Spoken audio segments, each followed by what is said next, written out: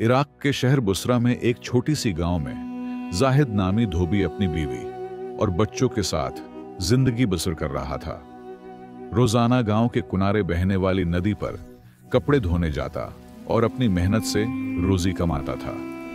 अगरचा जाहिद नहायत ईमानदार और मेहनती था, मगर किस्मत की देवी उस पर मेहरबान न थी। इसकी आमदनी कम होती जा रही थी और नदी के किनारे रखा कपड़े धोने का पत्थर भी इतना पुराना हो चुका था कि किसी भी वक्त टूट सकता था। कई बार उसने नया पत्र लेने का सोचा, मगर माली हालात ने उसे यह मौका न दिया। एक दिन जाहिद मामूल के मुताबिक नदी के किनारे बैठा कपड़े धो रहा था, मगर इज वो गैर मामूली तौर पर परेशान था। इसके हाथ पानी में डूबते और उभरते रहे, मगर दिमाग कहीं और उलझा हुआ था। जिंदगी की तरफ हकीकतें, गुर्बत और तंगदस्ती इसके दिल को बेचैन कर रही थी। तभी अचानक न देगे पानी में जोरदार लहर उठी। उस आला गाजी से पानी के अंदर कोई बड़ी चीज हरकत कर रही हो। जाहिद हैरत और खौफ के मिले जले जज्बात के साथ खड़ा हो गया। अचानक नदी की गहराइयों से एक अजीब व गरीब आवाज भरी, जो किसी जानी पहचानी जबान की नहीं लग रही थी। जाहिद के दिल की धड़कन तेज हो गई। वो आंखें फाड़कर पानी की तरफ देखने लगा, जहां हलचल बढ़ती जा रही थी। जाहिद हैरत और खौफ के मिले जले जज्बात के साथ नदी को देखने लगा। पानी की सतह पर उड़ती हुई लहरें जैसे किसी गैर मामूली कुव्वत का इशारा दे रही थी। अचानक नदी में एक जोरदार गरज सुनाई थी और पानी तेजी से गौंदने लगा, जैसे किसी ने इसमें कोई जादू भी खेर दिया हो। लवा बात पाने के अंदर से एक दीवी गल नीले रंग का जिन्न बरामद हुआ।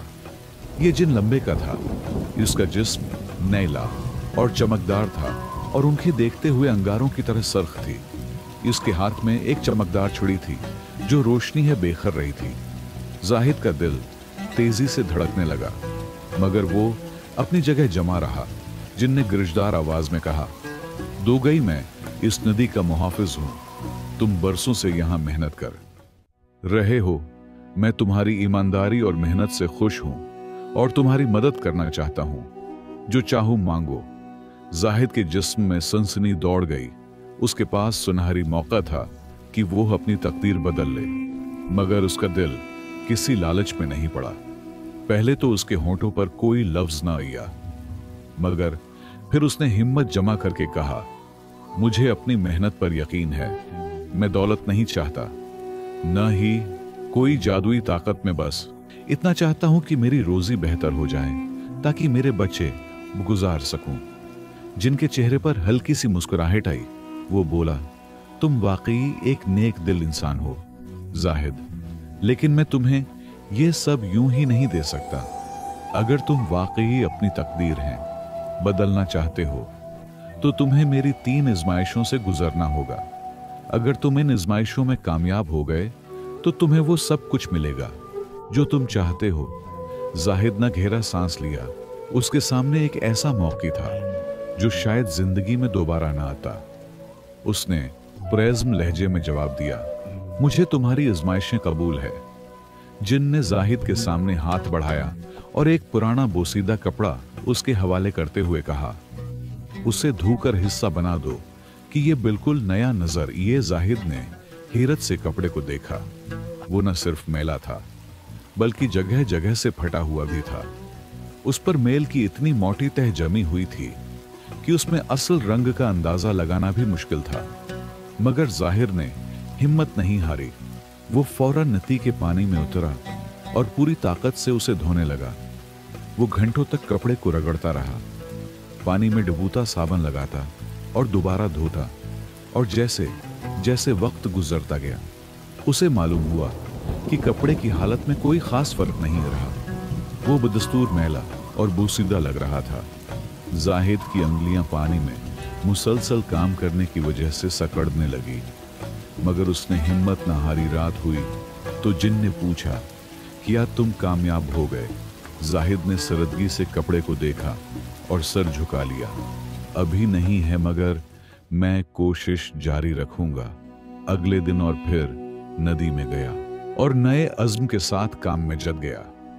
हर धुलाई के साथ वो दुआ करता कि उसकी मेहनत रहेगा।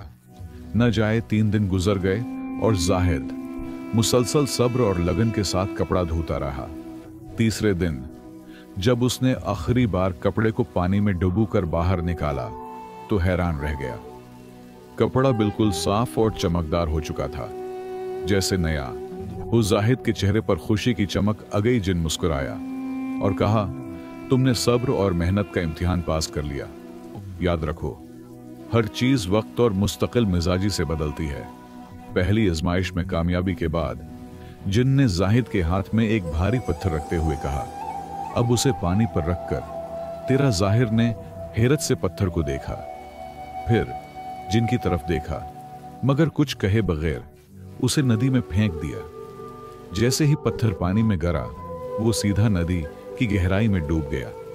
जाहिद ने एक लम्हे के लिए सोचा, फिर दूसरा पत्थर उठाया और उसे नरमी से पानी में रखने की कोशिश की, मगर नतीजा वही निकला।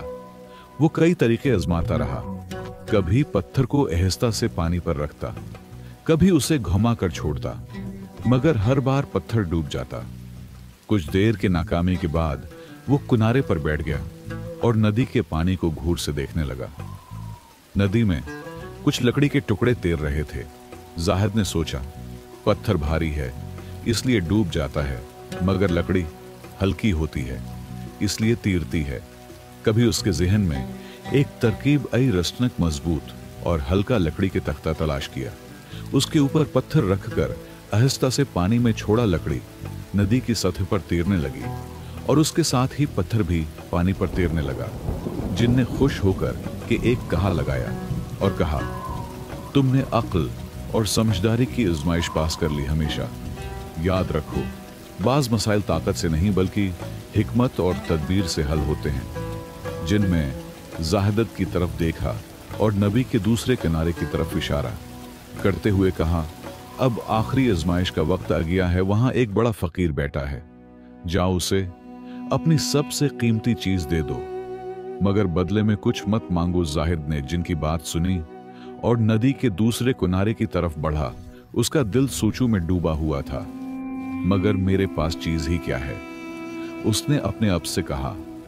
वो तो एक गरीब धोबी था जिसकी पूरी दौलत सिर्फ उसकी मेहनत और ईमानदारी थी। जब वो फकीर के करीब पहुंचा तो देखा कि वो कमजोर और नहीं था। उसके कपड़े पुराने और जगह जगह से फटे हुए थे। जाहिद की नजर अपने कुंधे पर पड़ी, जहां उसकी एक पुरानी मगर वाहिद चादर थी जो गर्मी, सर्दी और धूप में इसके सहारा बनती थी। यही उसकी सबसे कीमती चीज थी।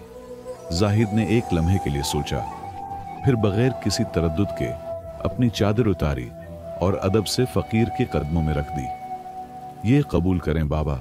फकीर ने चादर उठाई और जाहिद की तरफ देखा और मुस्कुराकर कहा, बेटा, तुम्हारी जिंदगी में बरकत होगी। जो दूसरों के लिए कुर्बानी देता है उसे दुनिया और उखरत में कभी महरूमी नहीं होती। जवीद की आंखों में खुशी और इत्मीनान की रोशनी चमकने लगी। जब हुआ वापस आया तो जिन कहे के अलावा और बोला, तुमने ऐसा और बेगर्जी की आजमाइश भी पास कर ली। सच्ची दौलत वो होती है जो दिल में हो, न कि हाथ में। जिन में हाथ बुलंद किया और कहा, अब मैं तुम्हें वही नाम दूंगा जो तुम्हारी मेहनत और नेकी के काबिल हो। अगले दिन जब जाहिद नदी पर पहुंचा तो हैरत से उसकी आंखें खुली की खुली रह गई। उसका प्राणा गुस्सा हुआ। धोने का पत्थर एक चमकदार मजबूत पत्थर में तब्दील हो चुका था, जिस पर कपड़े धोने से वो कभी खराब ना होते। ये जिनकी दी हुई बरकत थी। अब जाहिद की मेहनत ज्यादा रंग लाने लगी। कपड़े तेजी से और बेहतर अंदाज में साफ होने लगे, जिसकी वजह से उसका कारोबार तरक्की करने लगा। जल्द ही गांव के दूसरे धोबी भी उसके पास आने लगे और उससे सीखने लगे। इसकी ईमानदारी, सब्र और अक्ल ने उसे न सिर्फ रोजी में बरकत दी, बल्कि गांव में इज्जत और मकाम भी अता किया। जाहिद जान गया कि असल कामयाबी ताकत में नहीं, बल्कि सब्र, समझदारी और नेकी में है।